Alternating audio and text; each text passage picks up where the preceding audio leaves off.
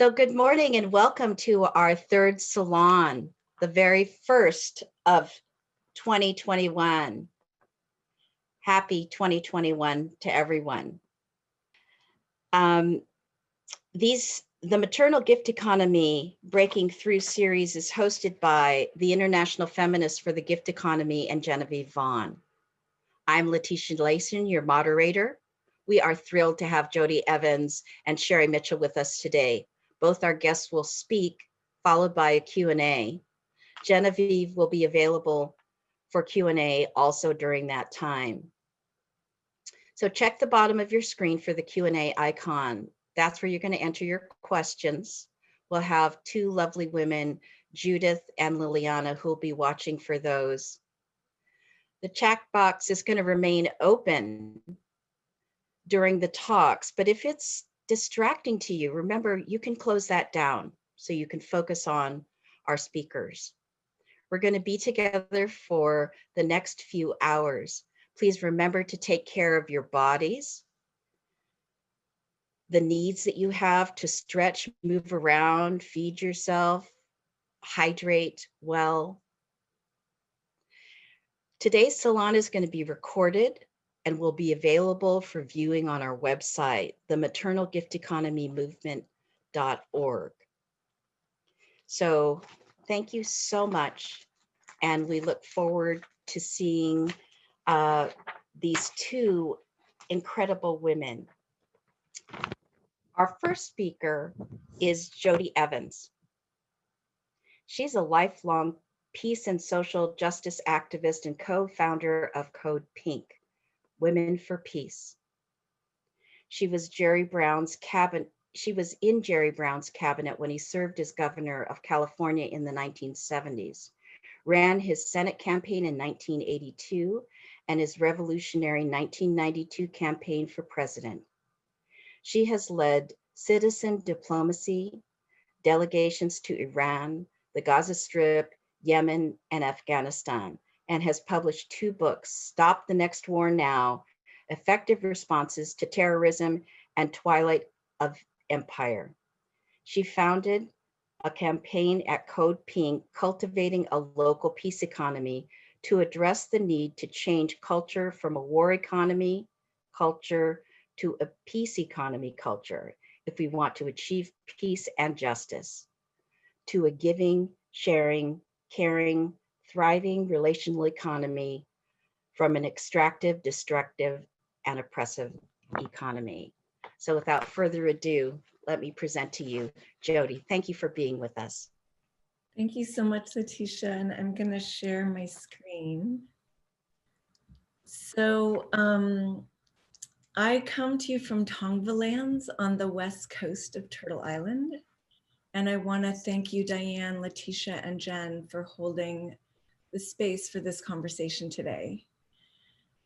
Revolutionary New Year's wishes to all of you as we begin again in 2021, where truly hindsight is 2020, if we choose to use it. The work of cultivating a local peace economy is rooted in regeneration and renewal. So here we are together at a time where we ritually renew. But I'm with Gramsci, who wrote on January 1st, 1916, I want every morning to be New Year's Day. I want to renew myself every day. So I hope we take this path and make every day a day of renewal, review, and regeneration, because there is not enough iteration in the war economy. It wants to lock us into step and repeat pattern that makes us a slave. I'm a peace activist, but a few years ago, I realized I was not going to end war until I could end the war economy, as war just served the war economy, the extractive, destructive, oppressive economy, which was killing me, my community, and life on the planet. In 1974, I went to London for E.F. Schumacher's New Economy Conference and have long been influenced by Genevieve Vaughn's maternal gift economy work. But now I saw how this fits into my work as a peace activist. Here we are trying to end war while sucking literally at the tit of the war economy, thinking it was giving us life. The system is so encompassing, literally the water we swim in, like the pot of water with the frog boiling to death, looking so fat and happy. How to get out of the water, how to build an ark to take us through the flood of the war economy was creating.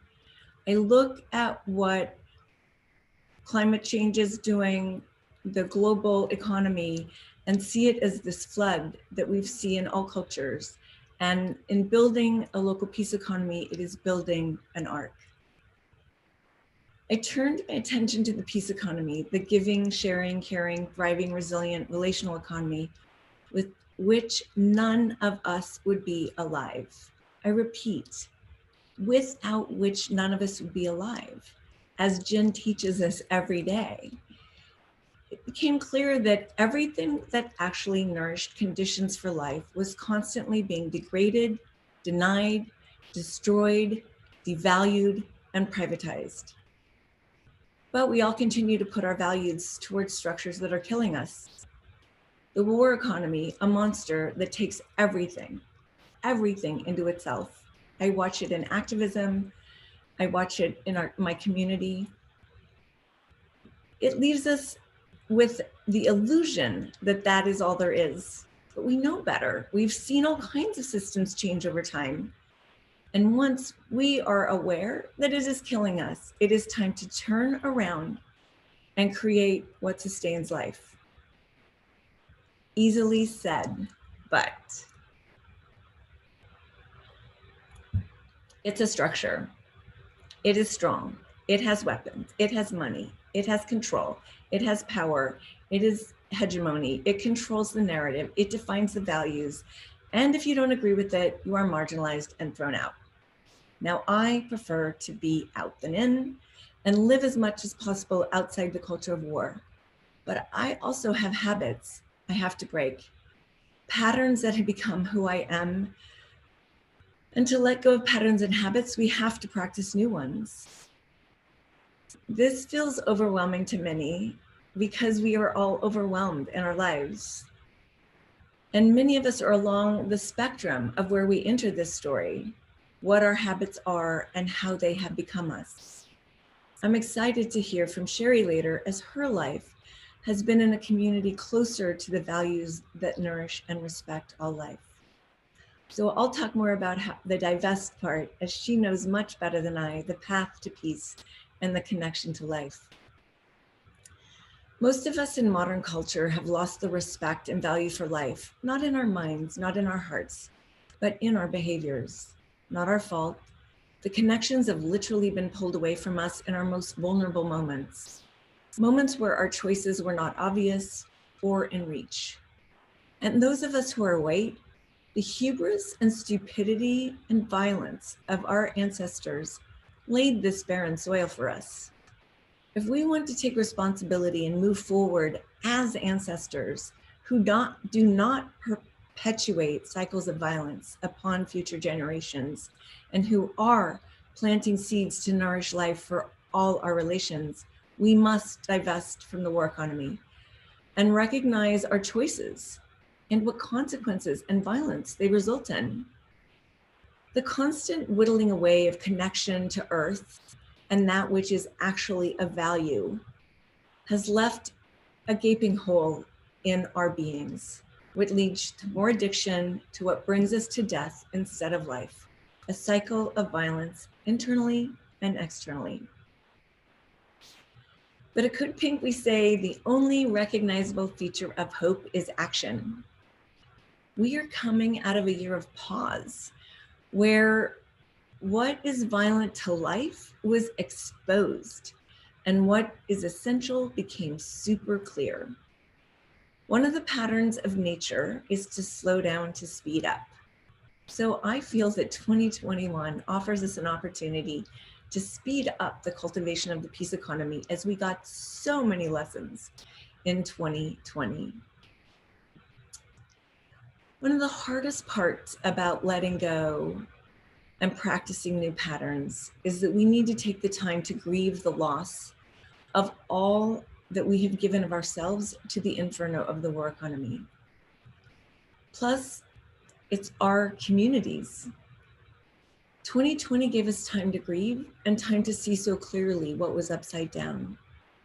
With the time to grieve, we also need time for forgiveness and acceptance, and take what is learned as the compost for what we want to grow. For me, moving from the war economy to the peace economy is about moving deeper into love. And as long as we do, love brings up everything that isn't love to be healed. We have been through so many years of this war economy that healing has to be ever present. Greed has always been around, but the war economy weaponized it. Doubt also arises when we don't know which way is up, when the path does not have stones yet, when the muscles we need to move forward are great ideas, but absent from our capacities. To confront doubt, I have my tuning fork, my roots and my North Star. I think Sherri will be giving us a tuning fork later, but we must all have one. What do you attune to? When we are lost and when the war economy wants to take the ground from under us, we have to have the way we find to home, to heart, to what it is that we are in the process of cultivating and creating. You know, we're stepping out of the war economy into cultivating new, but really old patterns of living. And having that North Star, that tuning fork, that's invaluable for our path. My tuning fork is creating conditions conducive for life. I'm here to serve a more just, beautiful, joyful, and peaceful future that is connected to the feminine and the earth. Each act I do paves that way. The war economy thrives on us being unrooted. Find your tune or your root. What are you committed to? Embrace that commitment. It's your path out. I find one of the hardest things for most is beginning again. Remembering that all things start with a small step. When you start, also all the war economy patterns throw themselves against you. Being able to step back and really witness and listen to how you can offer yourself to the needs of what is closest to you, what arises in the relationship to your community. Small tasks give breadth to vision, and the next true relational regenerative step will flow from each small step, each small task, if it's guided by your commitment. I can promise you magic happens here. Beyond, like, anyone who's doing it's beyond their wildest dreams. Things just appear. And I say that about the gifting economy. When introducing people to it and they come back and they say, oh my God, and there was so much gifting here and so much gifting there, and somebody just did, it's like, it's always there for us, but we're distracted from it. And we're distracted from what's true and what this economy that is always holding us. And certainly we're not very grateful for it, or those that hold it for us. We've also lost trust that we know inside of us how to create conditions conducive for life because of that distraction. We've just been distracted from ourselves. 2020 showed us how little is actually essential and how much of our time was consumed by the war economy and the unnecessary. We are not in this alone. We do nothing alone. We are all connected. But to take this path, we need community. We need to remember what it is to be in community, what it is to be a responsible, respectful member of a community. And to break war economy habits, we need a loving community to help us see past what feels normal into a new way of being. Which reminds me, people are thinking with the vaccine, we can go back to normal. One of all of our tasks is to remind people how violent and oppressive what was called normal. Normal is that warm water holding that frog. We are setting out to cultivate a new world and not going back. Our days are going to be filled with the new, the fresh. And instead of letting it give you anxiety, let it give you energy and excitement. Unfortunately, too much of our culture is also created from the war economy. Unpacking ourselves from the narrative of the war economy is huge. And one of the places you can have a lot of fun finding what is the lie that you see so obviously, that becomes your task to help everyone out of that lie. And unpacking I engage in every day is peace and security do not come from weapons, cops, and war. And you would be surprised how often that arises in a conversation that I can include myself in and leave people wondering. So you find where you see the common narrative of the war economy that everyone's agreeing with, but you know is a lie, and make it your daily practice to disrupt it.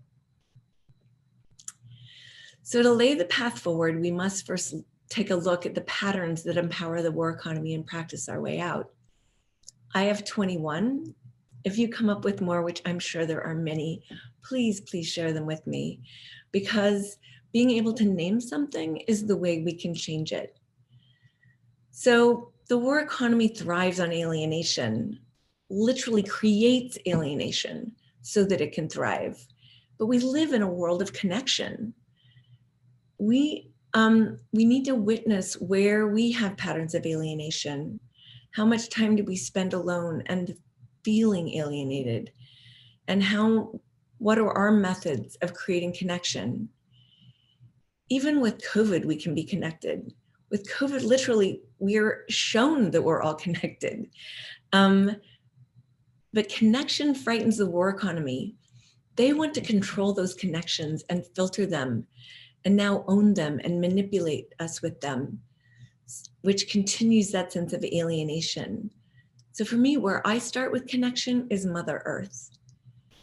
Finding ways to be connected to Mother Earth and to my community. So for you and your community, a great place to start is connecting to Mother Earth. So it's easy to see why we would be alienated as we live in a society that emphasizes the individual achievement over community care. Without our relationships, none of us would be alive.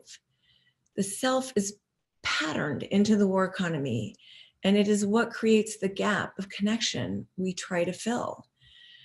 The best way to fill it is to engage with community. One way is to look at where the war economy has most adversely affected those in your community. Find out how they're being served. Show up, listen, learn, and serve.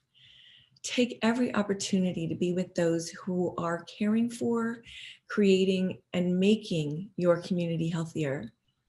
Make sure to share your gratitude for them. These are those essential workers, so many of whom we are just becoming aware of. Diving deeper into individualism, we see the practice of competition alienates us from each other. Even in our Western theories of evolution, we make nature survival of the fittest when we know we can only thrive and live in interconnection. My friend Naima Pennyman at Soulfire Farms said that when Hurricane Katrina slammed into the Gulf Coast, almost everything lost its footing. Houses were detached from their foundations, signposts and vehicles floated down rivers that became, the streets. But Oak Tree held its ground. How? Instead of digging its root deep and solitary into the earth, the oak tree grows its roots wide and interlocks with other oak trees in surrounding area. And you can't bring down 100 oak trees bound beneath the soil. So I love to see that the interconnections I have with my communities and the communities of my community are what keep me standing in the force of the war economy. The major waves that hit us daily. We also need to catch ourselves in the patterns where we find ourselves in competition instead of collaboration and cooperation. Transactional to relational, wow. This one's, I watch it just scare people, how much it is ingrained in us that we don't even understand. Many of our relationships have been converted to monetary transactions, all in the name of efficiency. We've become so accustomed to paying cashiers and servers for groceries and restaurant meals that we barely recall what we used to grow and the food we used to cook together as communities. We've turned knowledge exchange into transaction by paying experts to write books that we drill into students' minds instead of learning from our own lived experience and the wisdom of our ancestors as we once did. The market-based way of relating carries over into our non-monetized relationships as well. We're thinking, I'll do this if you'll do that. And in our fast-paced society, getting things done is more important than cultivating a real relationship to ourselves and our community and our world. I find people struggle with this one the most, as we are not aware of how transactional we've become. Take a day to watch yourself. Why do you do things? At Code Pink, we see this pattern in our work, using tools to engage, to accomplish something, instead of to relate, learn, and actually engage. So many of the things we use that we think are relational are transactional. Sometimes even work itself is a transaction. We have to pay the bills, even though it goes against our values, even if we know we're being used by the war economy.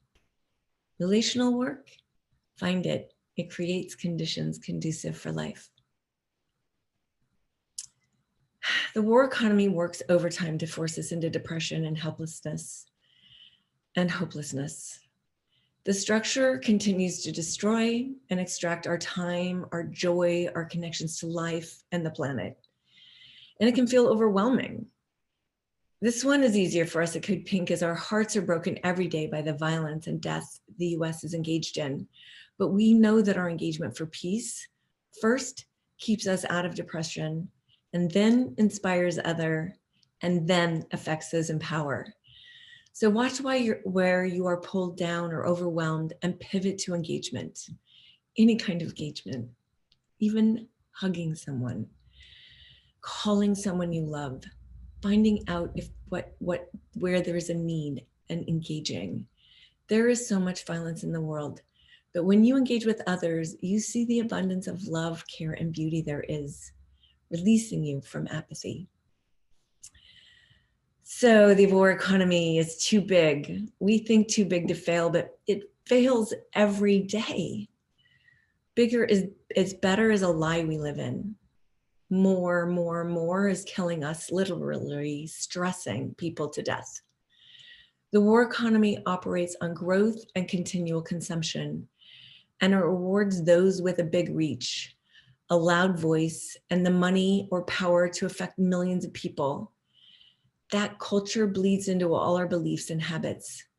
The war economy devalues small personal acts, but our power to change lies in the strength of our relationships, which could only be measured by their depth. It is all about growing the love between us. The distraction to the big takes us away from what literally creates change, the small acts. Take time to reflect on where the big overwhelms you. I could keep going, but I see time is moving.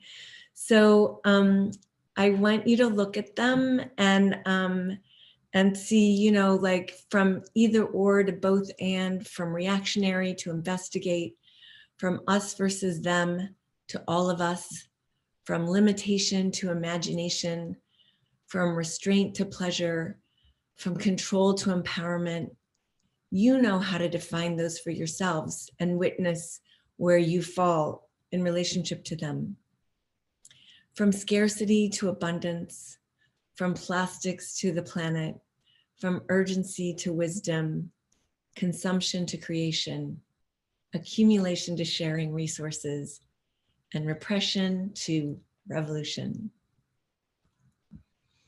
These practices help us to cultivate the future.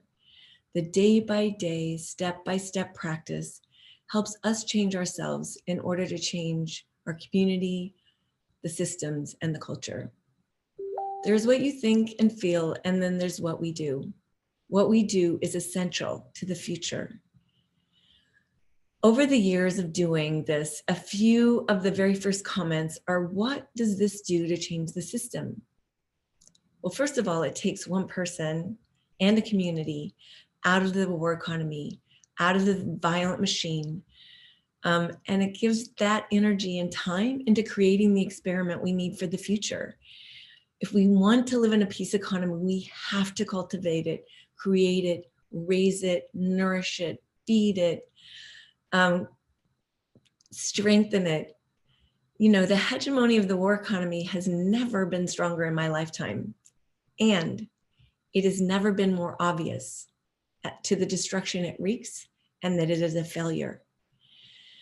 The rich have gotten richer than imaginable and the poor are growing globally, except in China, that just took 900 million people out of abject poverty. Those who have divested themselves as a daily practice and are cultivating peace locally can report that they are more fulfilled than any times in their lives. Love is at the core of their lives, and the projects are exploding out of them, all beyond anything they would have even thought of before. Each step has led them into new territory, and the connections are breathtaking, and the new ideas are birthed in the connections. The place I've seen one of the most thrilling changes is that more and more philanthropists are giving like Jen Vaughn modeled for years. Full-on gifting, no strings attached, moving capital into indigenous communities and communities of color to literally create new ways of living together and new forms of economy. One of the things I noticed when I was a young woman in the 60s is we made everything, our clothes, our food, our homes. We need to go back to making. I chose the word economy because it means making home. We have left the making to others, and the making is what is essential.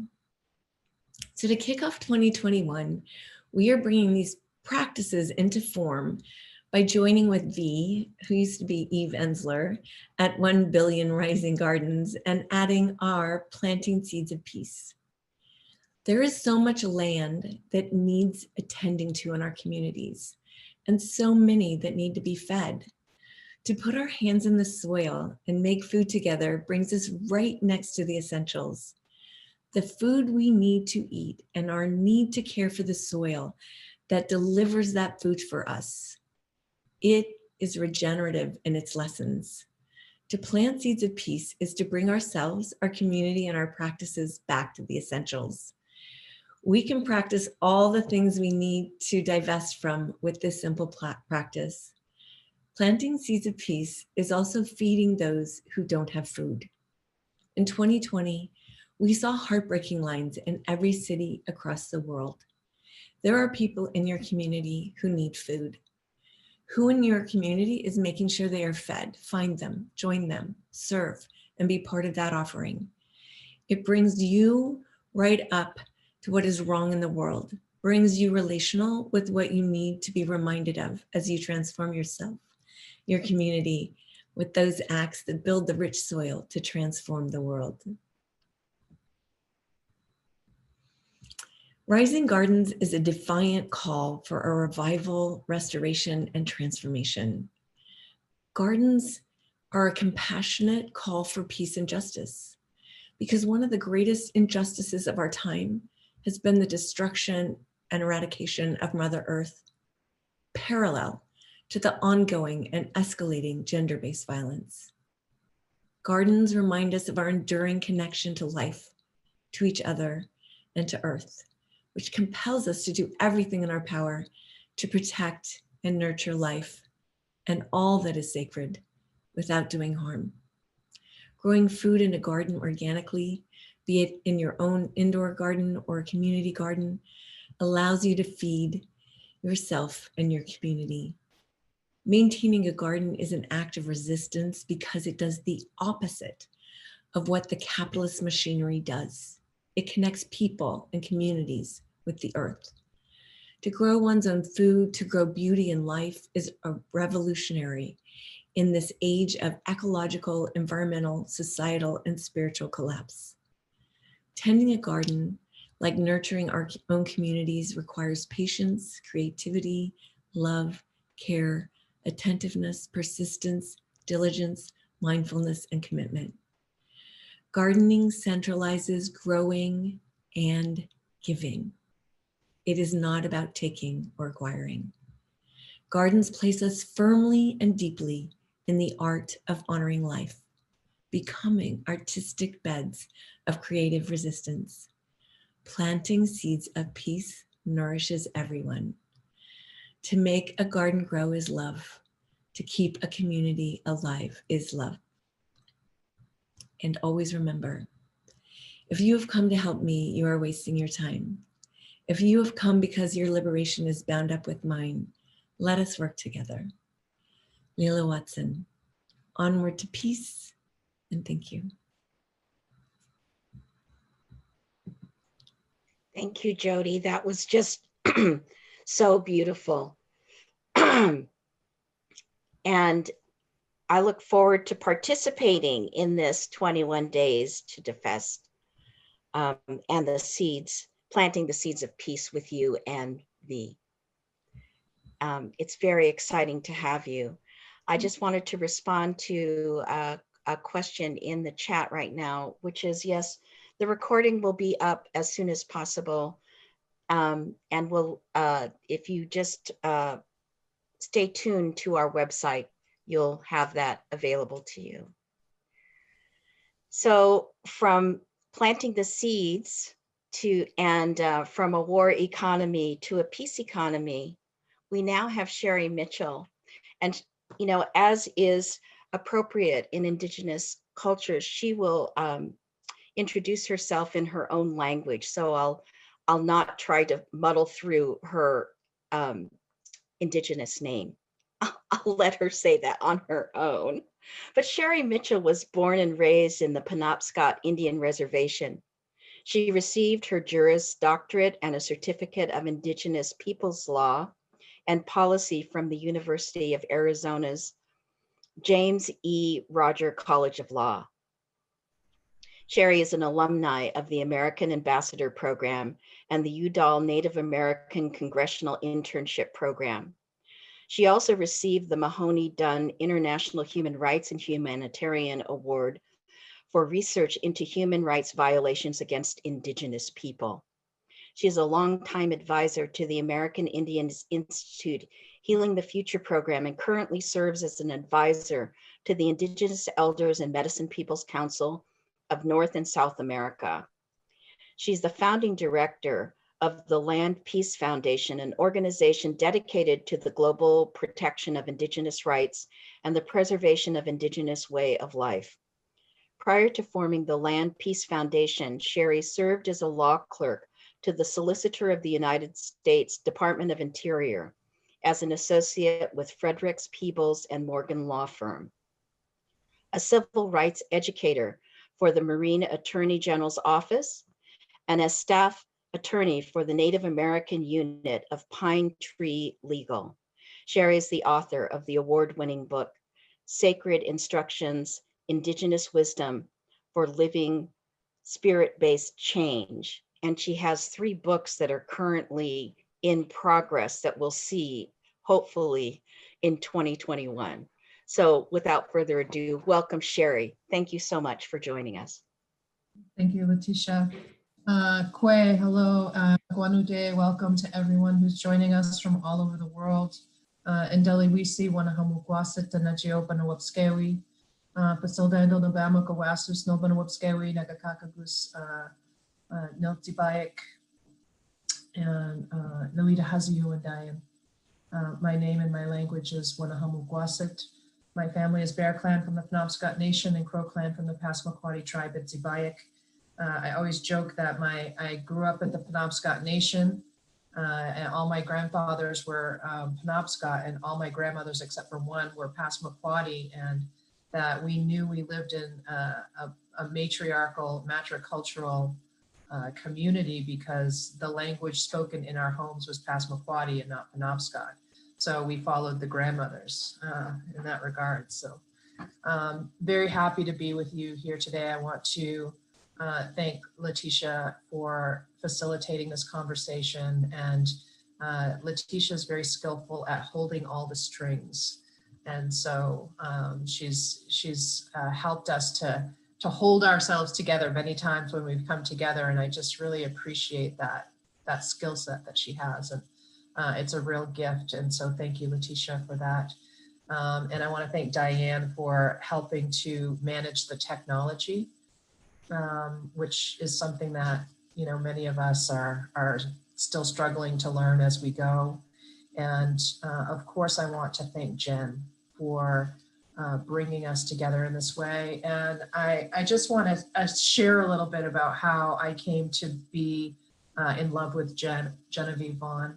I was at one of the many conferences for the Association for the Study of Women in Mythology, and Jen was a speaker there, and I heard her speaking, gosh, this was years ago now, about the maternal gift economy. And as Skajinui Apit is an Indigenous woman who grew up with a strong cultural connection to our ways of being and in a strong family, I knew that what she was saying, what she was talking about existed within our own cultural reality. That it was not, as others were thinking, you know, some amorphous, you know, magical, far off thing, that we actually were living this way of life, what we, you know, our way of life that we refer to as Skajinawe Bamosawagan. And so I approached Jen and I said, you know, I'm really excited by what you're talking about because it really describes our matricultural, matrifocal ways of being. And we began a conversation and have, ever since then, I'm just a huge fan of Genevieve Vaughn and everything that she is trying to share with the world, because she, if you know her history and where she comes from, she's really working with what she's been given in a way that is, you know, taking something that could be very destructive and has been very destructive and turning part of the end product into a rising up of the sanity that's needed to restore us to a place of balanced living.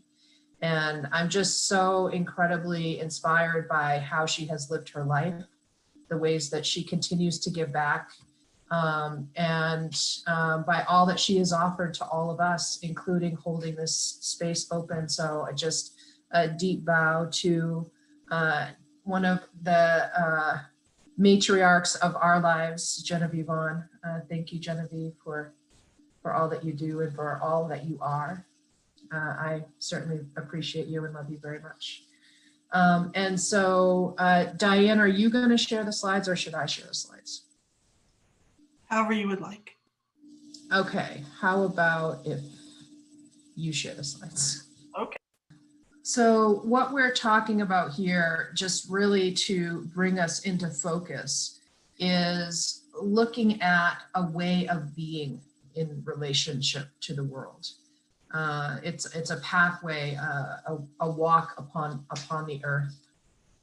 And so Skajinawe Bamosawagan, actually Skijin is a word for indigenous. So that Skajinawe is, you know, the indigenous. Bamosawagan is walking with life. And so when we're talking about this way of life, this way of being, that whole practice that we live by is called Skajinawe Bamosawagan. And to call it a practice is actually insulting. So I want to take that back. It's a way of being in relationship with the rest of life. And so we talk about our first agreement, our first treaty with the creator that we call Kachila Gudawagan is the first treaty that we entered into. And in that treaty, we agreed to live Skajinawe Bamosawagan, to live this way of life that is in balance with the rest of creation. And so everything that I'm going to talk about here today is going to be from a perspective of this way of life, this way of being in relationship with the rest of creation. Okay, Next slide.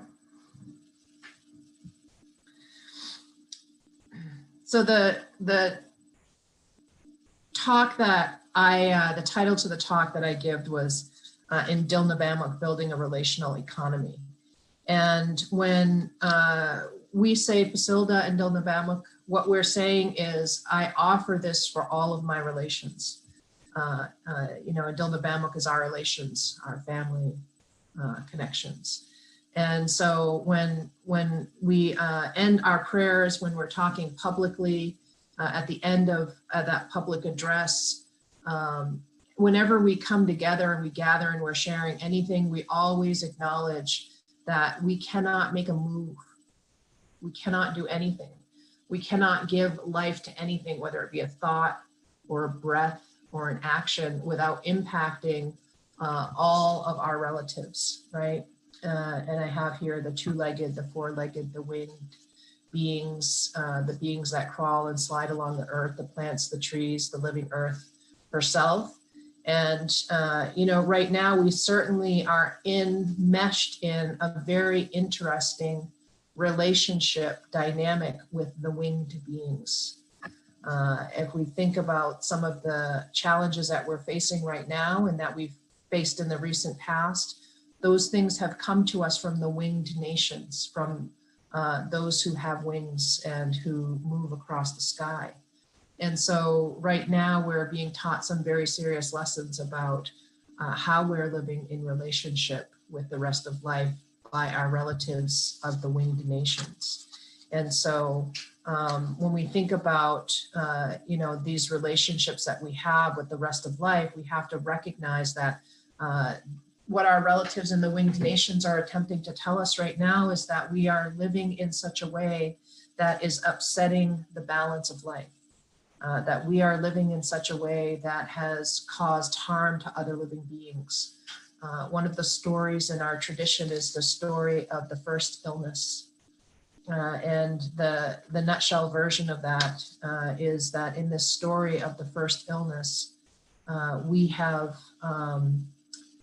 as human beings, the youngest species on the planet, which is important to remember in our arrogance that we are the youngest species on the planet, that we have fallen out of step with the rest of creation. And that the animals who in all of our creation stories have played a role in some way in ensuring that we could live, have come together in council to think about what can we do about our younger relatives. They love us very much, right? So they're very concerned about us as the youngest species on the planet. And they call us the children of the earth because we are the youngest species on the planet. And so the animals come together in council and they talk about what are they going to do to help the children of the earth to recognize the harm that they're causing, to help them to recognize how their choices are tied to the rest of life, to help them realize that they've walked away from the path of life and they're moving very rapidly along the path of destruction. And if we think about industrialization, if we think about, all of these super industrial complexes, such as the war complex, and we look at the amount of destruction that we've caused upon the earth in just the last 150 years, and we think about the entire span of life, we can see how rapidly we as human beings are leading to the destruction of a creation that has existed for millions of years before we set foot upon this ground. And so the animals decide to give us illness in order to help us to understand the connectivity that we have with the rest of creation. And this illness that comes to us from the animals is not able to be cured through man-made medicine. And so we see some of these illnesses that have come to us from the animals aren't able to be cured. Maybe we can do something to help us to mask or to suppress some of the symptoms so that we don't get as sick as we were getting, but we can't cure them. There's no cure for the common cold. There's no cure for COVID, right? the bird flu, all of these things. After watching humans suffer for a period of time, the plants and the trees start feeling sad for us because they're one of the oldest species on the planet.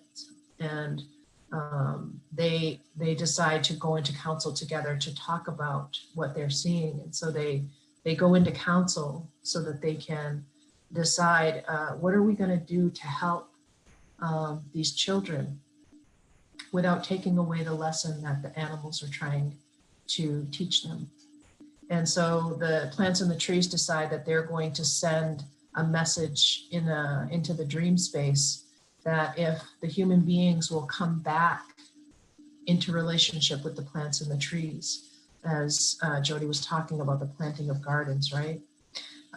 If they will come back into relationship with the plants and the trees, and will once again learn the language of the land, the language of the soil, then the plants and the trees will teach them how to heal themselves from this illness that was given to them by the animals, because that would show that they're learning the lesson and they're moving back into better relationship with life.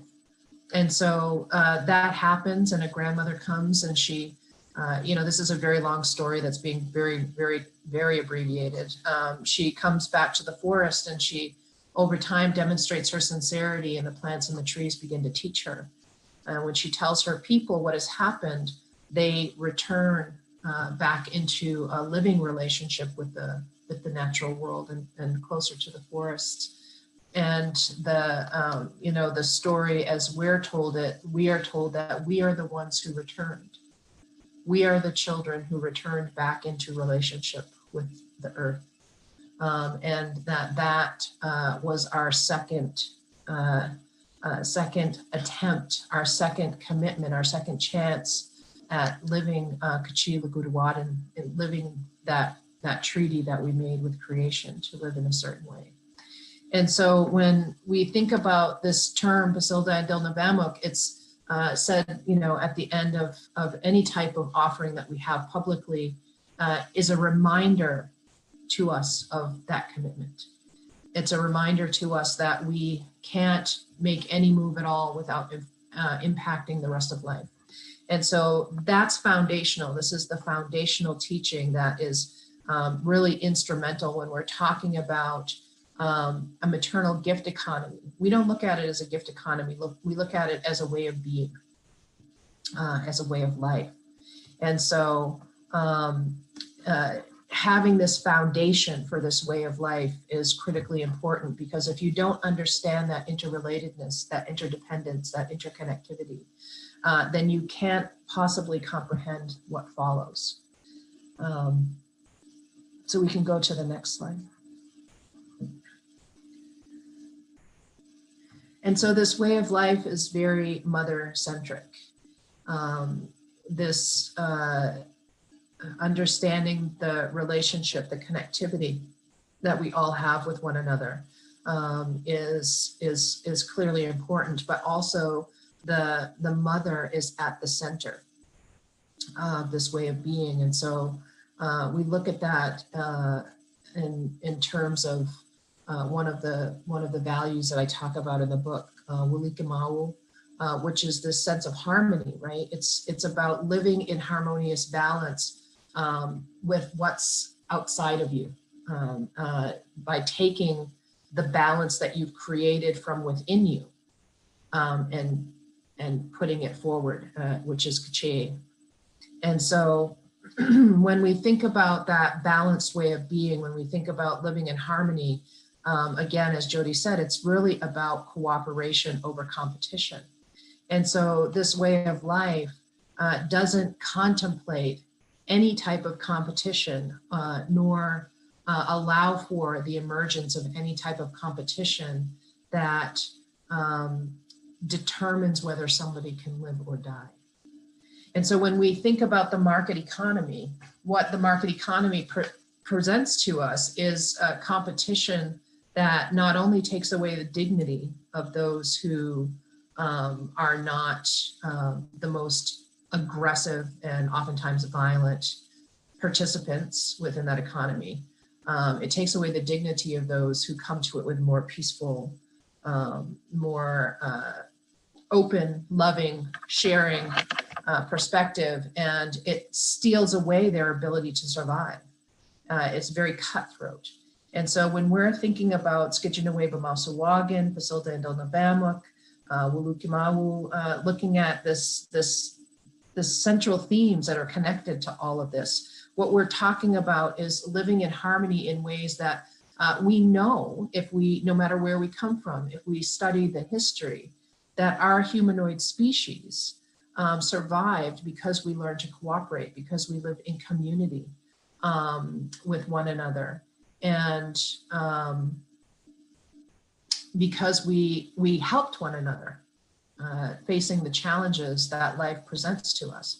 And so we know that cooperation is a natural impulse within us. And cooperation is part of this mother-centric way of being, that we come together and we give to one another, and we share with one another. And there are a couple of stories that are really central to this, and I want to share one of them. I know that time is of the essence here, and I'll try to be quick with the rest of this, but one of the stories that I think is really important is the story about the creation of Fuscabe. And so there are a number of stories about Fuscabe's creation. And if we go back beyond colonization, before the imposition of colonial and missionary perspectives on our creation and legends, creation stories and legends in our mythology, what we find is Fuscabe and not Mulsum, but Muldoon. So that Mul is essence of the word that relates to the bleeding time of the woman. And so Fuscabe was the masculine, and then you had the balance of Fuscabe's sister, Fuscabe's twin, the feminine aspect, connected. And it's the same with our creator. You have Kachiniwisk, the sacred feminine, and you have Ekchimundo, the sacred masculine. And because we were matrifocal, matricultural peoples, what the missionaries did was they said, okay, we better elevate one of them and then turn that one over time into the masculine singular God. And then, really shift them away and turn them fearful of the other over time. So what they did was they stripped away our language, and then they took Kachiniwisk, that SKW is how it is on the end, and they stripped that away because that was the feminine aspect of it. So Kachiniwisk became Kachiniwis, and Kachiniwis became the male god in the sky, and Ekchimundo, the sacred masculine element, became the devil. And so they shifted those aspects in our stories. And so it's the same with the Fuscabe and Muldoon stories, and how it became Fuscabe and Mulsum, and both men. And Fuscabe was the good twin, and Mulsum was the bad twin, a black wolf. And so in some early stories, Fuscabe is the truth teller, but then when you get to the missionary stories, he becomes the liar, the great liar. And so the twisted history, what we call the twistery, really shifted those stories. And I think an important demarcation point, which I write about in one of these books that Letitia's talking about, the Women Rise Wild book, that we recognize a transition from the old story to the new story. And I think it's probably one of the most brilliant teachings that our elders left for us, secretly within the story, is that as the missionaries began capturing the story, the way that the elders told it was that, they weren't born of the earth first as eyes looking out to observe for a long period of time, to learn how to behave upon the earth before they then started getting other parts of their bodies. But they were born out of the mother, and Mulsum, the manufactured twin from the missionary stories, who was the black wolf, cut open the side of the mother with his claws and crawled out in essence, killing the mother. And so what that story tells us as Indigenous peoples is that the adoption of the story of life coming out the side of the body, right? The story of the rib, where woman is denied her place within the birthing of creation. That story is telling us that when we adopt that story of life entering from the side, it kills the mother. It kills the matriarchy and the matrifocal central part of our communities. And so when we are looking at this mother-centric aspect of our traditional ways of being, we have to strip away all of that patriarchal language. We have to start going back to the roots of all of the original words in our language to look at what is the real meaning. My sister, my beloved sister, who some of you know, Mika Mahan, up north, always talks about the story of their creator, Niskum, and Niskum is God. It's Father God, right? Niskum is the holder of all of the eggs. Niskum is the woman. The creator was the woman. And so we know that there is this mother-centric aspect to our ways of being that are really important to what I'm going to talk about next. So go ahead to the next slide. And Letitia, I know you're watching time, and I'm going to be as fast as I can be, which doesn't mean I'm going to be fast, but I'm going to be as fast as I can be. You're fine. Okay. And so the other thing that I wanted to talk about, and we have such limited time, so I wanted to talk about woman as sacrifice or symbol.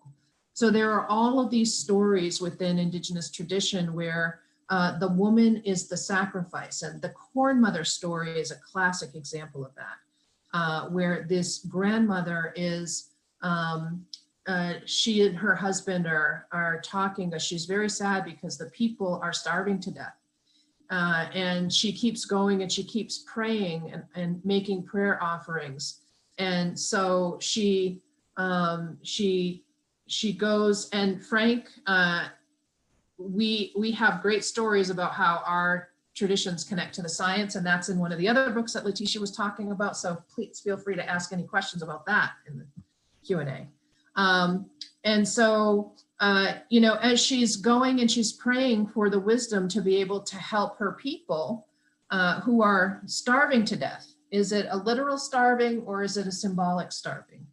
Her husband begins to notice that there's these little green wisps sticking out of her moccasins. And so she gets this message. She knows what has to be done. And so she tells her husband that, she has to be killed, and he has to drag her by her hair until back and forth across the field until all of the soil has been nourished by her body until there's only bones left. And then the bones, the foundation of her body needs to be buried there in that field as well. And then from that, the corn rises up and all of the people are fed and the community is saved. And some people read this as, almost a martyrdom type sacrifice of the body of the woman for the sake of all else, that we have to sacrifice ourselves in order for everyone else to be okay. And how many women have done that throughout history to make that story seem legitimate, right? That's a very patriarchal, very Christian story about the sacrifice of the body of the woman. What that's really trying to teach us is that it is the mothers and the grandmothers whose body of knowledge and wisdom is nourishing to the soil that we grow our future generations in. That is teaching us that it is critical for the people to ingest that body of feminine wisdom in order to be safe, in order to be whole, in order to continue to exist into the future. And so that part also is critical to the creation of what we think of as a maternal gift economy, because it's not the sacrifice of ourselves at the expense of all others. It's a true valuing of this central wisdom of the sacred feminine that's at the core of our communities. That's really important. Okay, next slide. And so this brings us to something that many of you have heard me talk about before, Mama Bizu and Alabizu, which is the value of enough. It's the value of having enough.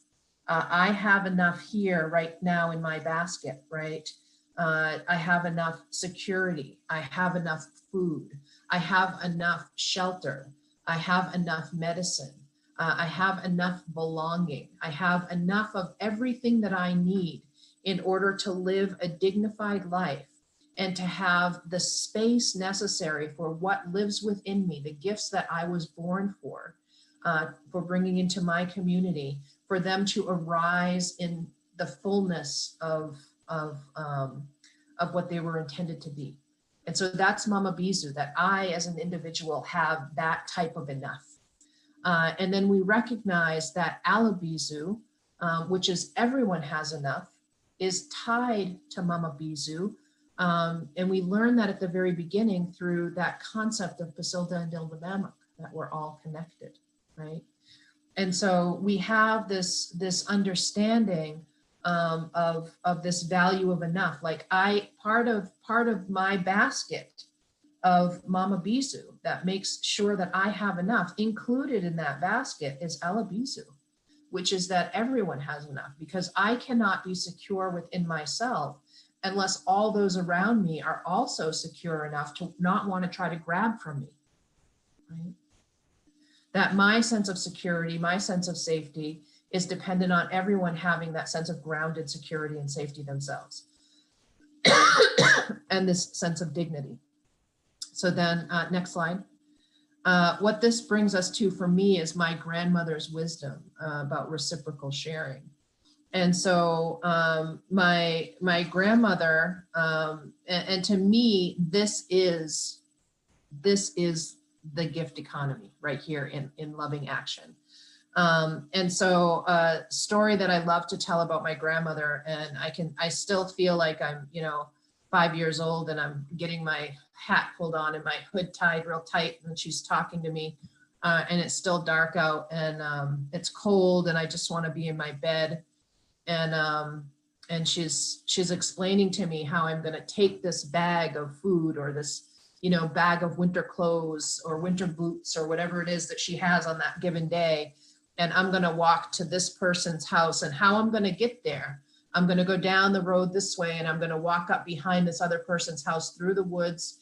And I'm going to go and I'm going to put this on their, hang it on their door. And then I'm going to take a pine bough and I'm going to wipe away all of my footsteps all the way back. And I'm going to walk this big circle, this path, and wipe away all my footprints so that they never know where I came from.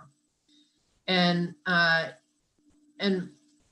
would ask her, over and over again when I was a kid, until I finally understood what she meant. Why don't you just give this to them? Why do I have to get up before the sun and go through these extraordinary efforts to try to keep them from finding out that it was you that gave this to them? And she said, because I don't ever want them to feel embarrassed if they see me on the street. And I don't want them to feel like they have to give me something back. So what that does is it creates this sense of security within the community, right? That we know that there is some force out there that is making sure that we have enough, Mama Bizu and Alabizu, because we're all looking out for each other. And that we can live our lives with a sense of dignity, and there's no expectation of a return on what's being given. And so what my grandmother taught me was, you take what you need. She raised 14 children and a couple of her grandchildren. You take what you need so that you're okay, but then you give everything else away. You give everything else away to everyone else in the community so that they can be okay as well. And that wisdom of my grandmother's wisdom, it really teaches us about that sense of dignity that comes with enough. It teaches us about building cohesion within the community, a sense of trust, a safety net that everyone's going to be taken care of equally. Another thing that the community has part of the history is something that they called pound parties. And this is something that you can all do now in whatever community you live in. And so what a pound party was if somebody had a baby, if they got married, if they were going through an illness, if they, lost their home, to fire or flooding or whatever, if they lost their job, the community would call a pound party for them. And every single person in the community would give them a pound of something, a pound of salt, a pound of sugar, a pound of flour, a pound of oats, a pound of beef, right? Everybody would give them something until their whole pantry, their house was filled with all of these things that they needed in order to be okay. That's the modern version of this concept of reciprocal sharing. And that to me is the essence of the gift economy. And so we'll go to the last slide, and this will be the last thing I talk about before I go to the Q&A. Looking at Wujjukum Toltina, Wujjukum Toltina is the kinship community here that I'm founding in Penobscot territory, where the structure of the community, the governance structure is the clan mothers at the center. The clan mothers at the center give the instructions for all others in the community. They are the decision-making body. So the clan mothers decide how we're going to live. And this models our matrifocal, matricultural governance structures here in Squabbanakieg, which is that all the problems go to the clan mothers. The clan mothers sit in circle with one another and they discuss the issue from all different sides so that we can see the whole picture, right? And then once a decision is made that honors the sacredness of life, the instructions are then given to the chief and warriors on how they're going to enact that out in the world. And that's a representation of the sacred masculine and sacred feminine energies, which is not gender specific, right? The sacred feminine is about intuitive heart-based wisdom. The sacred masculine is about manifesting and acting upon that out in the world. It's the marriage between the sacred feminine and the sacred masculine. And our communities were built on that principle. And at the center of that is that intuitive heart-based wisdom of the sacred mother, right? That takes care of everyone else. And so when I was thinking about what it was I wanted to build here at Wujjukum Toltina, and Wujjukum Toltina translates literally to let's help one another, right? Let's help one another come together. So Wujjukum Toltina kinship community is really about helping one another to live in harmony with the earth, to live according to Skijinawe Bamasawagan and Wuli Gamau. So the decision-making body for the community is based on this. And then also what we grow here, because it's going to be an eco community where we're going to have certain medicines, spiritual medicines, and then physical medicines for the body. And also fruits and berries and some nuts and some, limited other things. How we can create mechanisms for taking what we need, just what we need, what we know we're going to need for the community, and then finding ways to give the rest to everyone else. So programs where we bring in young people from the surrounding tribal communities and we have them pick berries, one for themselves and then one for an elder in the community, and then they have to gift those berries to an elder in exchange for a story. Right. And so there's building connection with those elders. And I just use the word exchange. So it's complicated, right? And so but there's no cost. It's an opportunity for that reciprocal sharing, because it opens a doorway for that elder to share the wisdom that they have and provides a mechanism for it that has been stripped away from the ways that we live with one another. Also teaching the young people the language of the plants and the trees, right? With that story of the first illness. So they then know how to look for in the natural world the medicines that their bodies need in order to be well, but also the medicines that their spirits need in order to be clear and open about how to live in right relationship with Mother Earth. And so all of these things are connected through the work that we're doing at Wajukum Tultina, and this whole way of being down to the very foundational core is really about a matrifocal, matricultural way of being, with the recognition that the wisdom of the mother is the nourishment that our communities need in order to succeed into the future. And so I'm going to stop with that right there, and I'll say thank you very much. And Basilda and Dona Bamuk, I offer this for all my relations. Thank you. Thank you so much, Sheri. It's just been so beautiful to hear about the stories of your culture. Mama Bizu and Alabizu. I just love that whole concept, and a return to that philosophy and structure that we can adopt in all of our lives. The thing that I want to say about this is that both Jody and Sheri, to our viewers, that they are having us remember what it means to be human. One from an urban Western point of view, and the other straight from inside an Indigenous culture that was Indigenous. And with that, I'd like to check with Genevieve and see if she wanted to offer something, because both of them were talking about the gift in the heart of language, how important it is to begin to divest from war language to peace language, from our language of to reciprocity. So Jen, did you have anything you'd like to offer before we go into questions? Well, I can say that the very concept of language, or the structure of language, is based on giving and receiving from one person to another. The concept, the gift of the word, and the gift of the situation in the world that we describe. And all of that is based in the unilateral giving done by mothers to babies. And then that's where they learn language, where language comes forth. And we've forgotten that because all of our academic world has never seen the mother, at least the importance of the mothering philosophically, let's say.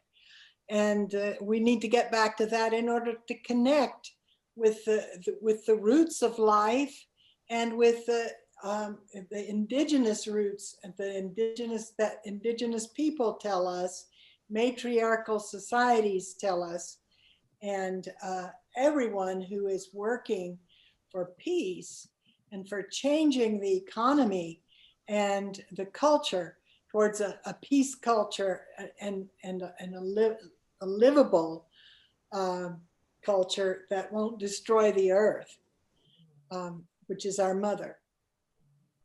So that's what I have to say. Thank you, Jen. So with that, let's go into the question period. Can we have a question? Thanks. I have a question. Well, we'll start with a question for Jody. You talked about the small actions is a good way to start.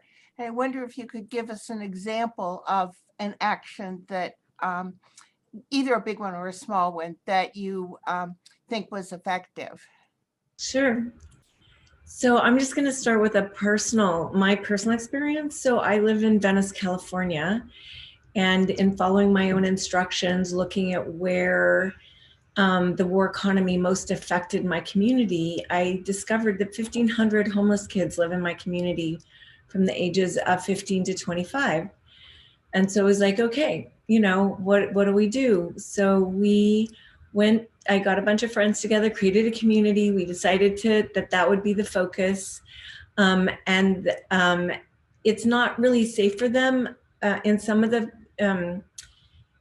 groups that work on homelessness because they turn them in. And so it's not as safe to be young and homeless.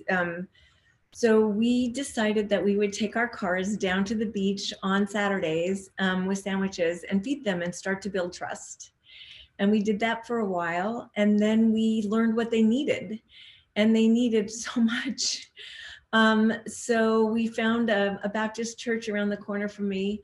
I talked to the minister and he said on Thursdays, we could have the back of the church and the upstairs, we could have one of the rooms. So we started collecting clothes and started working with restaurants to get coupons, and we got condoms, and you know, it just every week it was a different thing they needed, and then we would put it out to the community and people would deliver it, and then slowly the kids would come because it was safe, and then we had somebody make hot food, and then I got the local clinic to come and give them healthcare because they were all had STDs. I mean, it was like every week it was the next thing. We didn't like the next step, but in the process, we engaged tens of thousands of people in the community of what we needed and what people could show up with.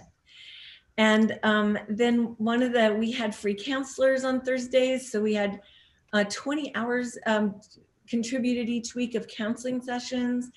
Well, one of those counselors ended up being married to a guy who funded Snapchat.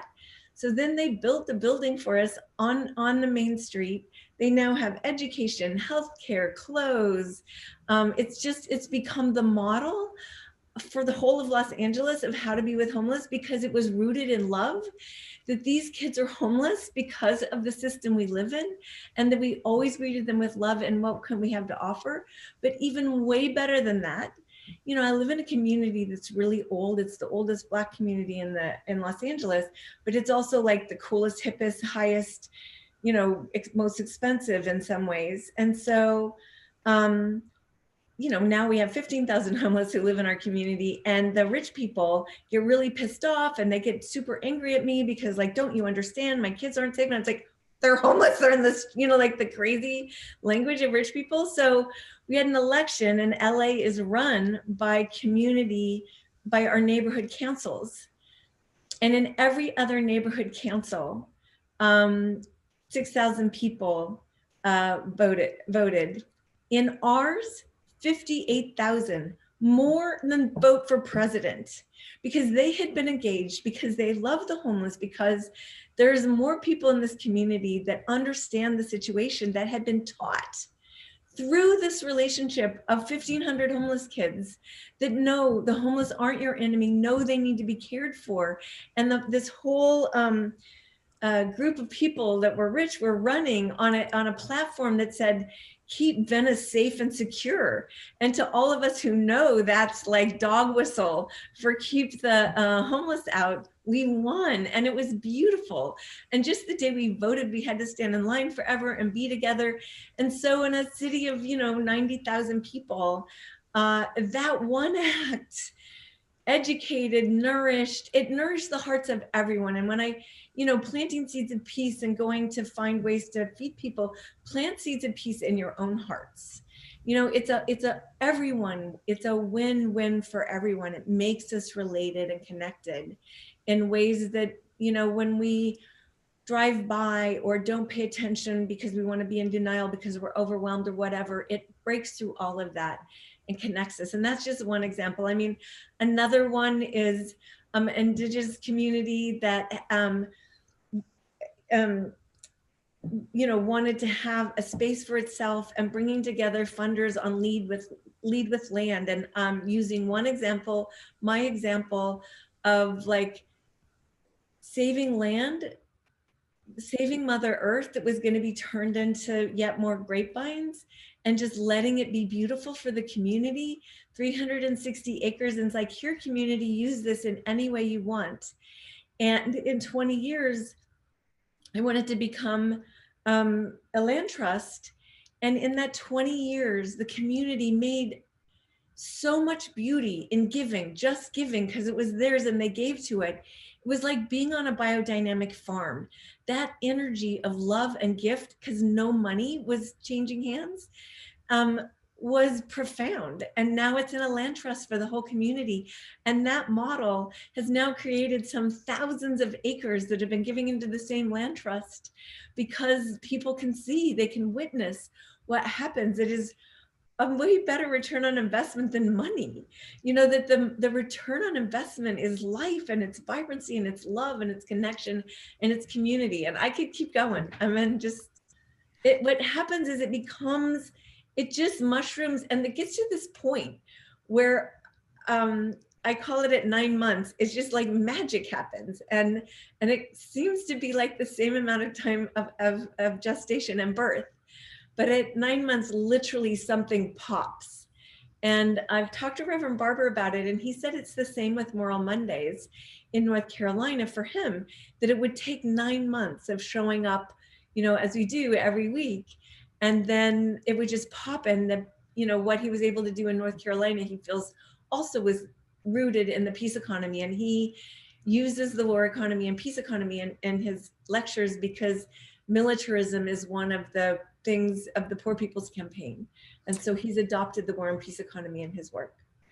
Someone asks in the chat, are those stories available to share? Is it okay to share them? Oh, sure. So we also have a space. Sharing stories is super important. So at Code Pink, 2 times a week, we post a story on Alternet. It's called the local peace economy. You can look up stories on Alternet. And also you can find them on the Code Pink website. But I want to say another thing, that in Lebanon, after the uprising in Lebanon, and they could really recognize that their government was not supporting them and that it was falling apart, they called on us to grow help them cultivate peace economies in Lebanon and Beirut. When the explosion happened in Beirut, those peace economies were ready for what happened, and they were so connected and so knew how to deliver support, because that's what they were already doing, that in one day they cleaned up all the glass of that explosion, which none of it, the city hadn't even started to do anything. And I can say that that's true in a lot of the places where fires happened a couple of years ago and peace economies arose. They were there this time in spades to help. And in Ashland, where there's a peace economy, they were right away delivering water before the fires were even out to the needs of the people. So in the sense of that, this is a flood in our culture, this is our flood. Building those arcs is how you get through famine, pandemics, fires, all the effects of poverty that we're seeing, and climate change. Thank you, Jody. Sheri, did you want to respond to that question? Do you have any input to that, or shall we go to the next question? I think she did a great job. Let's go to the next question. Okay, so Liliana. Sorry, Liliana's not with us. I have a question for Sheri from our friend Constance Tippett. Tell us how your land and house are progressing. The land has been progressing here for millions of years. So I think that's a good job. I don't need to really help with the progress of the land. The house is coming together. It's a slow process, but that's the least of my worries right now. And what I really find interesting, I think, because this is part of this coming together, is forming this circle of grandmothers that's going to be part of the governing body here. And the first gathering that we're planning here is going to be a gathering of women. And I have already seen a gathering of women where we're bringing in women from all corners of the world here. So I'm excited for that to come to fruition when we can gather again. But the thing that I think is really interesting, the question that I saw that I think is really interesting is one from Judith that asked, how can we begin to heal our mothers? And so when I'm thinking about how are things progressing here, that's part of that progress is how are we healing our mothers to sit in this council? How are we healing our mothers to take away their fear of us rising up wild in our magnificence, and let them let go of all of the things that they have been not only indoctrinated with, but conditioned to believe through trauma. So it was mothers and grandmothers and aunties and daughters the world over who were sacrificed time and time again on the altar of patriarchy, and were entrained and conditioned to believe that being who they were naturally meant to be as representations of the sacred feminine was something that would cause them to be horribly abused and punished, cast out. Women who questioned the status quo were burnt at the stake. They were drowned. They were put into insane asylums. They were involuntarily sterilized in my territory until the early 1980s. And so when we deal with this aspect of bringing together a maternal gifting economy, we have to bring back, the first gift has to be returning to the mothers their understanding of who they are as sacred beings. And part of that is acknowledging that what has happened has been a distortion of truth, that what they've experienced and the trauma that they've felt as a result of that experience in their bodies is very real. And so there's a story that I've been telling for a couple of years now that connects to our understanding of quantum entanglement, where we recognize that the things that we're feeling in our bodies are a representation of all of the harm that has been done over time. And so not only to us as human beings, but the harm that human beings are causing to other beings in the natural world. And it's the same for those who have been so damaged by the patriarchy. And that includes the mothers. That my mother was terrified of who I was until I was probably in my 30s. And then she apologized tearfully for trying to suppress who I was. And she still talks about, the courage that I have to be out here doing the stuff that I do. But she has not found within herself the courage to shatter some of those stereotypes that she's holding on to that are rooted in trauma. And so we have to deal with that, but it's not just our mothers who need to be healed. I had this experience in ceremony one time where we all get up in the morning. We were in ceremony for a specific period of time, number of days in the bush. And we wake up every morning and do sunrise ceremony and have prayers to start the day. And we were in the mountains in the west, and it was the middle of the summer, and it snowed on us. And it was cold, and I did not want to get out of my bed. I did not want to go to sunrise ceremony. And our relatives slightly to the west of us here, the Haudenosaunee, their sunrise prayer could last for 3 hours, depending on who's saying it. So I was praying really hard that it wasn't going to be their turn to do sunrise ceremony that day, because I just wanted to go back to bed. And so I got there, and they did a real quick prayer, and then they said, okay, all the women can go back to bed. We're going to do men's ceremony this morning.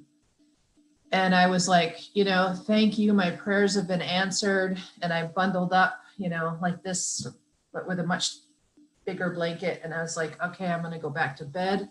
And I got just to the end of the ceremonial space and I was like, oh, geez. And I felt really committed to staying there and praying for the men, for the healing of their hearts and their minds. And there's a big, long story associated with this, but what came up for me at that time was, while I was sitting there praying for these men, is that we're never going to be able to be who we're meant to be as women.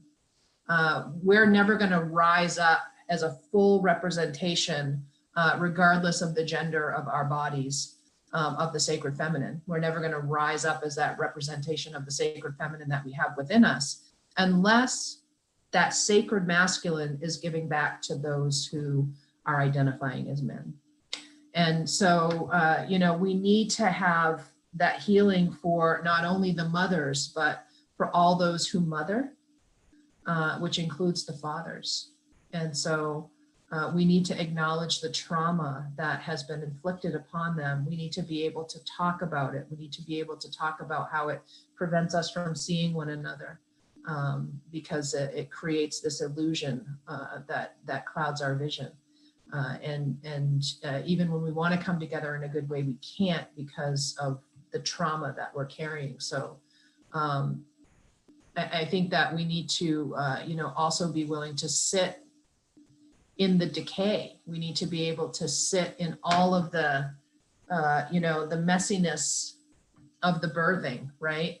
It's not, we're birthing this new way of being collectively. We need to be able to be in that birthing fluid, and begin the process of slowly wiping off what has been birthed, to clear the eyes, to clear the airway so it can take a full breath, so that the voice can emerge, right, of what we're birthing together. And I think that, in order for us to do that, our sense of healing has to also be balanced, because mothers don't just clear the airways and wipe the eyes of their daughters, they clear the airways and they wipe the eyes of their sons as well. Thank you, Sheri. That's so true. A true matriarchy, as defined by Heidi Gutner-Abendroth, who will be with us at the next Salon, is an egalitarian society. And there are no favorite children of the mother. One of my elders told me, the goddess, there are no favorite children of the mother.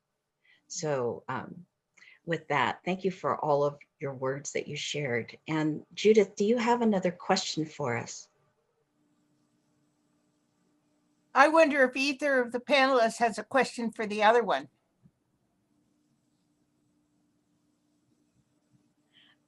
Okay, Jody, go. Sheri, thank you so much for all you shared. I have to say, it just felt like nourishment to my heart and my soul, and recognition. And, I was so appreciated the enough. And it just, that was the thing I felt so attuned to, is what would it be to feel enough?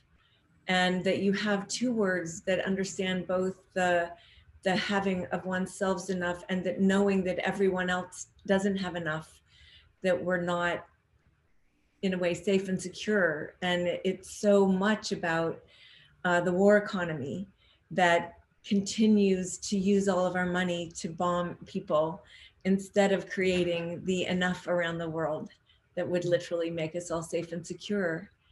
How does that manifest in your community? How does enough manifest itself? Do you have practices for that? Or I know you didn't like the word practice, but are ways of being that create recognition of that? Yes.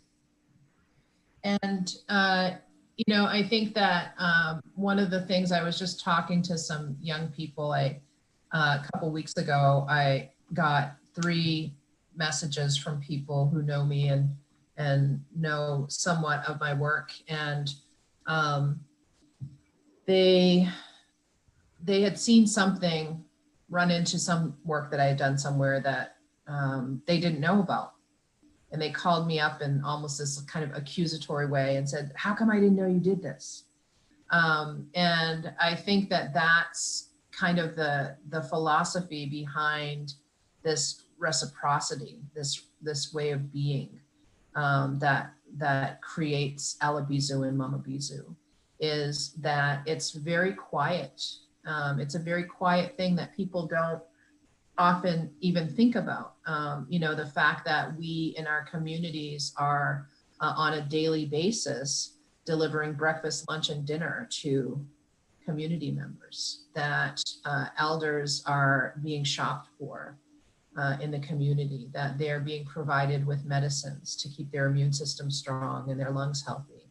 The fact that we have 3 community gardens, one just for the elders, one for all community members, and one for the kids to learn how to connect with the soil. The food pantries that we have that distribute food to the entire community. But we also have, you know, a lot of people who carry on the traditions of people like my grandmother, who quietly go about making sure that everyone has what they need to be okay. And so it's not like this big flamboyant thing that needs to be on Facebook. It's not about being seen and being recognized. There's almost this element of, you know, I think of it as being like the giving equivalent to counting coup, right? That whole concept of counting coup was about being able to send a message to that perceived enemy, you know, by sneaking up on them and taking their horse or taking something of theirs and leaving something of yours in return to say, I was close enough that I could have killed you, but I chose to honor the sacredness of your life, right? And it's just very quiet and it's, you know, stealth. And so this is like the counting coup model of giving. That's so in opposition to the world we're living in today, where it's very quiet and it's stealthy, and you know, the making sure that our healthcare workers have PPE, not waiting on the government to make sure that they have what they need, but taking it upon ourselves to make sure that they have what they need. Making sure that everybody has something to, you know, there's a community prayer group that goes around with a, you know, a big smudge bowl and in the back of a truck with drummers and singers and people who are praying, and they go through and they do the whole community, driving through really slow, singing songs and saying prayers and smudging the whole community. Yesterday I wasn't able to join because I had another commitment, but the women of the community came together and they drummed at the entrance to the community at a safe social distance and sang to everyone. And so there's all of these types of things that are just very subtle and very much a part of who we are, that happen naturally, that rise up naturally. And people often think, you know, I have to plan some big, huge thing, right? Like I have to plan some big, huge thing where I'm going to go out and I'm going to do this stuff that everybody's going to, you know, notice and that we'll get recognition for. And I think about this in relation to my daughter when you're talking about your story of what you did with, you know, reaching this number of homeless people. And I got a teaching by my own daughter because I was complaining one day that, you know, I just got you stuff yesterday or 2 days ago for your lunches and everything's gone. You know, what are you doing with all this food? And she, you know, was kind of sheepish about it. And what I eventually found out was that she was taking a whole loaf of bread and making sandwiches and taking all her snack foods and making individual little packs. And she was taking them to school with her in her backpack. And at her lunch break, she would go out and hand them out to the homeless. But she didn't, you know, feel the need for anybody to know about that, right? She didn't want me to know that she was doing that. And she talked about my grandmother, right? And about the stories that she had heard growing up and about the ways that my mother helped people and the ways that I helped people. And it's teaching that, passing that down. I think that is a part of that. That's important because you can't have an uprising like you're talking about of coming to the aid of those in need if people haven't been given that, that core compassion that's necessary to meet that moment. in time. So I think that's it. So I have a question for you that I would like to ask you. Just thank you so much. That was so beautiful. You made me cry. To imagine that all of this just could be ways of being in our communities is beautiful. Yeah, and it's, you know, and it's simple, right? These are simple things that we can all do. And so the question I have for you is, as you're working on divesting from these systems and with this commitment to nonviolence, how do you become aware of the conquest aspects of your activism? So looking at conquest activism is something that I talk about all the time. I teach about because I think that what we've been taught is that we take care of problems through conquest. We conquer it, the battle of, you know, whatever it is, whether it's the bulge or the war on drugs or the war on poverty, you know, all of this other war language, right? It goes deeper than just the language because we've been indoctrinated with that way of being. How do you address activism in such a way to ensure that you're not engaging in an act of conquest against some other? Thank you for that question. So at Coot Pink, we're really aware of that. And I just want to say that those war metaphors you used are what the war economy uses to actually do the opposite of what they say they're doing. But at Coot Pink, our goal is that everything we do is disarming. And so we work really hard at being disarming. And so not creating the structures that there's already enough of this. How do we do something that is outside of that? And that's why you see us in colorful costumes and being, you know, where we raise up. We think that we're not going to make the change. It's going to take everyone to make the change. And our job is to point out the violence. Right. So, you know, much of what we do is to expose violence. And I would say like to make it concrete, we're in the back of a Senate hearing with a sign that tells the truth that you're not going to hear in the hearing. The press pick up that truth because, first of all, it's a photograph. Maybe it's something they're not willing to say. I can use an example of something they're not willing to say. In the back of the room, when Condi Rice came to ask for more money to bomb more Iraqi people, we sat in the back of that hearing room and raised our hands and had blood on our hands. So that's information, but it's information that nobody wants to talk about. And before we went into ceremony. We talked about why we were going, from the place in our heart that loves and cares, and that, you know, that empathy is missing in Congress, and that we needed to be there for that recognized the lives that tax dollars were destroying. So we did ceremony, and the librarian that was part of, you know, the group, she was sitting up front, and Connie Rice walked right by her. And she just took her red hands and put them like this near Condi Rice's face and said, "You have the blood of Iraqi children on your hands." Mm.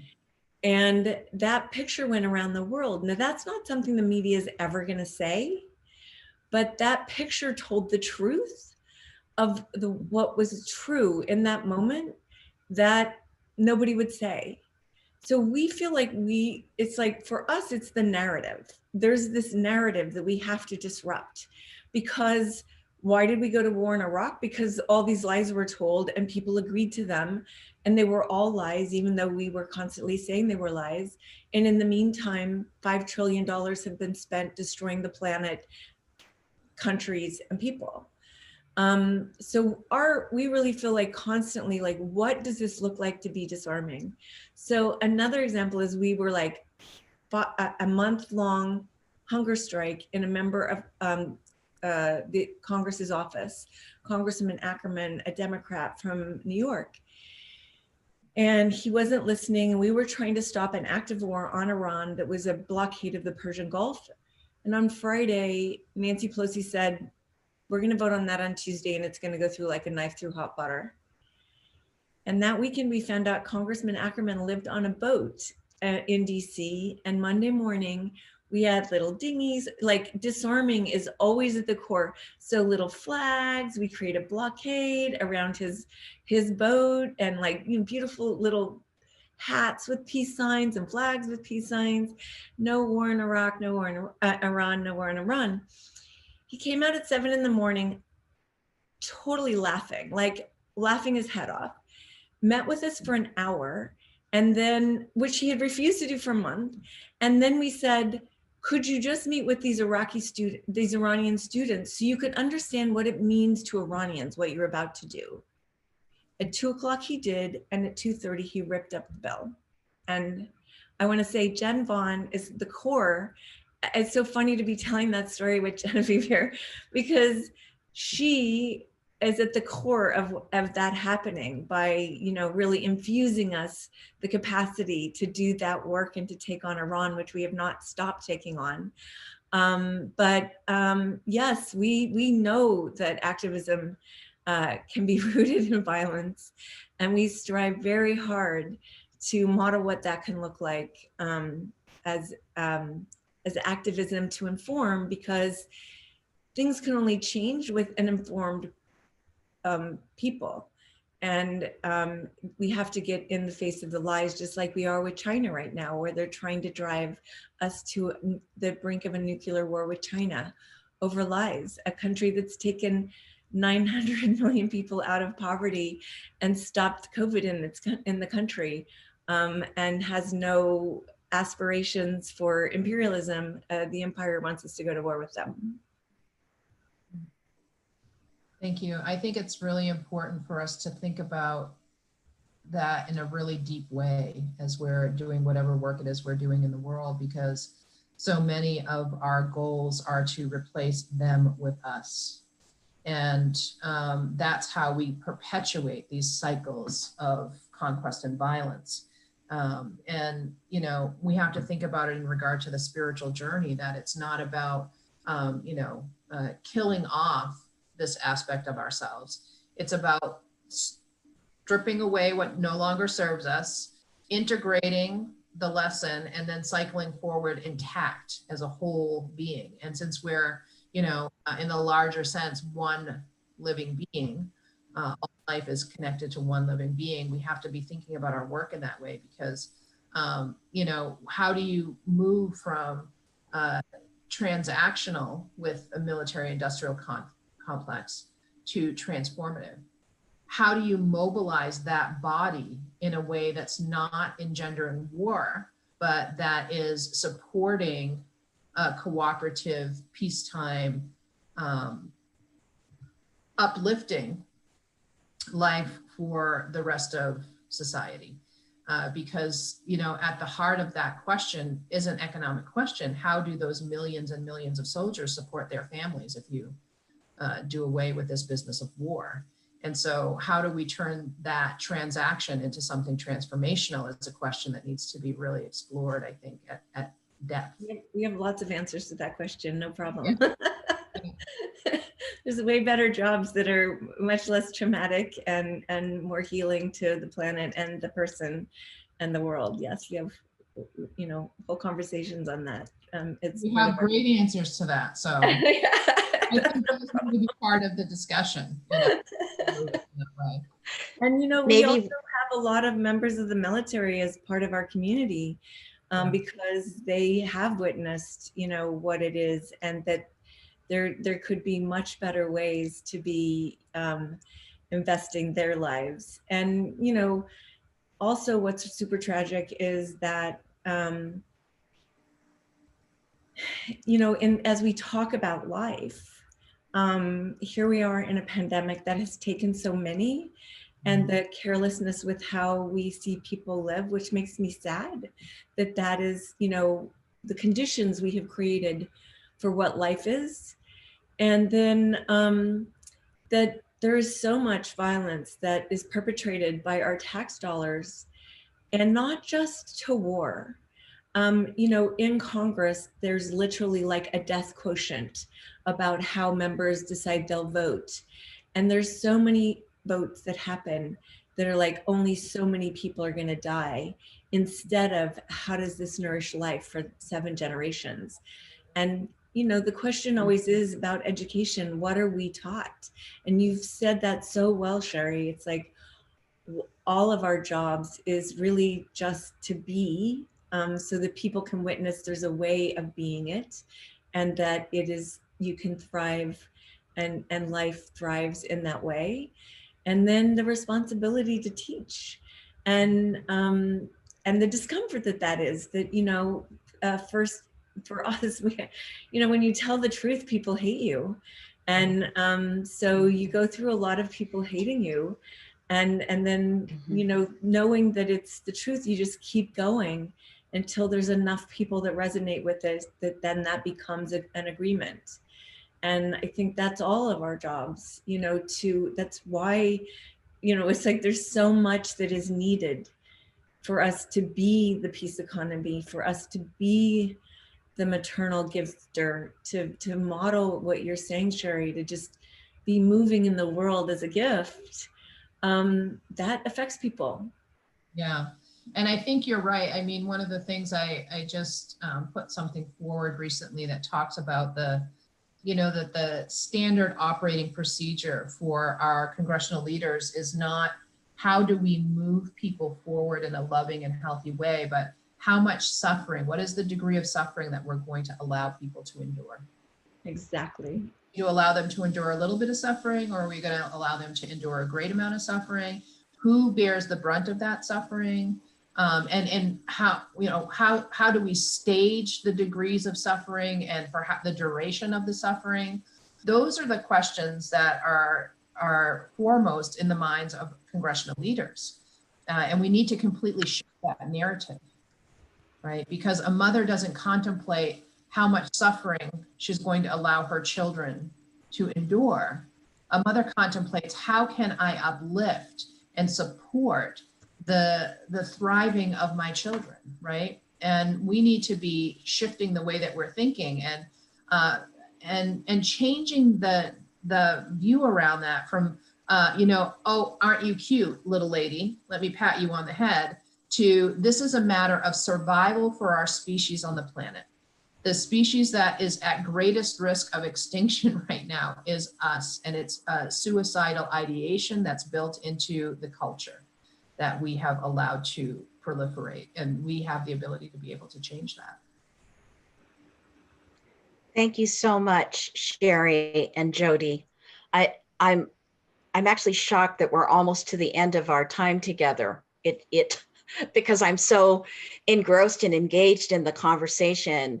For those of you viewing, you know, we'll be having more salons every 2 weeks, and I personally hope that we can invite these two back for really an open dialogue, because that would be fruitful. To be able to have this time with them in this conversation again. So I want to thank you both for being with us and all the contributions that you've had. Genevieve, as we come to a close, is there anything that you'd like to say before I actually close us out and try to keep us on time in honor of everyone else's time? No, I just want to say thank you so much, Jody and Sheri. You've just been so clear and wonderful. And we're going to shift this paradigm and make it a much better society for the future, and end war and war economy and all of the exploitation that's going on, and live in the gift of the mother. So Thank you, Jen. so much. Yes. Yes. I want to remind you that if your question did not get answered, or if you have more questions that you would like to address to our speakers, please send them to us at the maternalgifteconomy@gmail.com. We'll be sure to make sure that our speakers get the questions that are directed to them, and that we take your questions very seriously to help us plan for our future salons. I want to remind you that on January the 16th, we're going to be having Dr. Heidi Gutner-Abendroth returning, and she's going to be speaking about the maternal politics and the practice of gift giving. Joining her is Barbara Mann. Her presentation title makes me laugh, Takes Two to Tango. The matriarchies of Indigenous America are built on the concept of mutuality, entwined twinship of blood. So water and land and breath, air, and spatiality.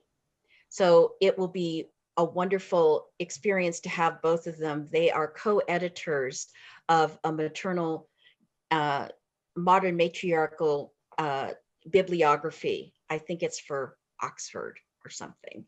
So the two of them have worked together, and I will have another lively conversation with them. Today's video is going to be posted as soon as possible. Many of you have asked for it again to be able to share, to be able to take notes.